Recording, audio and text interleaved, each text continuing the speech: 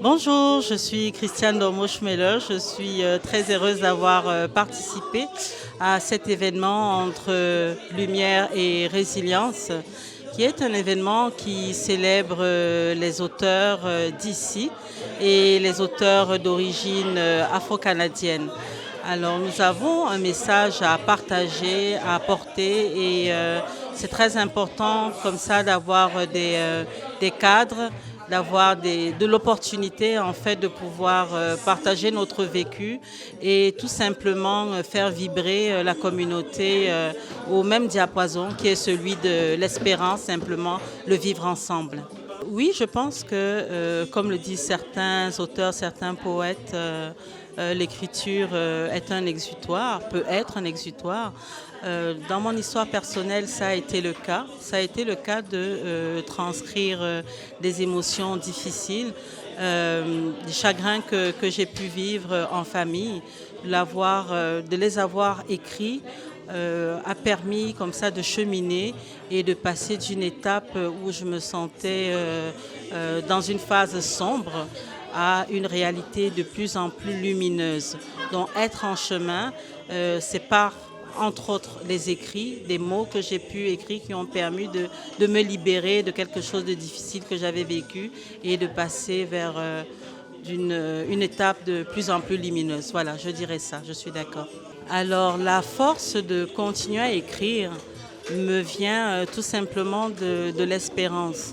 Il y a en moi comment dire, un élément qui me permet de rester positif. Je pourrais partager, je suis croyante, j'ai de la foi et je crois entre autres que ce que nous faisons, même à notre petite échelle, peut éclairer, peut encourager les êtres qui sont autour de nous.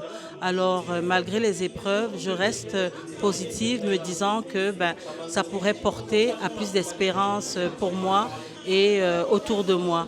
Donc, voilà la raison pour laquelle je continue à écrire malgré des enjeux, des choses difficiles qui peuvent être vécues. Comment mes mots peuvent devenir des outils de guérison, non seulement pour moi et pour le lecteur. J'estime que le fait d'exprimer une réalité qui est difficile permet déjà au moment où je retranscris ces mots-là, permet déjà de faire un pas, la prise de conscience de notre réalité et puis commencer à chercher comment tranquillement aller à une étape, peut-être pas de guérison immédiate, mais au moins d'apaisement. Alors partager des mots qui apaisent sont comme un baume pour le cœur, pour notre propre cœur, et pouvoir le dire, le partager aux autres aussi, ça peut en inspirer d'autres qui, s'arrêtant sur une situation qui a été partagée par mes écrits, ressentent aussi cet apaisement ou cette guérison que j'ai pu ressentir en exprimant par des mots quelque chose qui était venu me chercher intimement.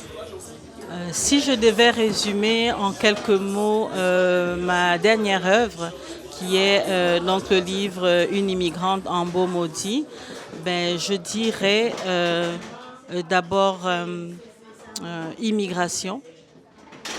Ça s'entend dans le titre, mais c'est un terme fort qui retrace donc le vécu de beaucoup de monde.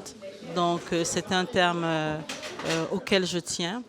Alors le deuxième terme que j'utiliserais, ce serait celui de résilience, ça s'entend.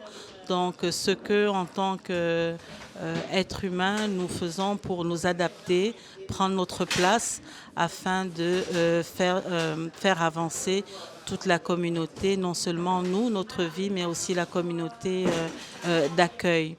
Alors l'autre élément pour lequel je voudrais qui m'intéresse particulièrement, c'est l'espoir, l'espérance, c'est-à-dire rester toujours positif pour que, malgré les difficultés dans lesquelles nous sommes plongés, Actuellement, ça peut être les guerres, ça peut être les difficultés qui arrivent dans les familles, dans la société, les difficultés économiques et autres, que nous puissions rester positifs et espérer à une vie meilleure. Et c'est pour ça que je suis engagée personnellement à faire avancer les choses à mon petit niveau, bien modestement, mais je pense que chaque acte compte pour l'harmonie dans toute une communauté.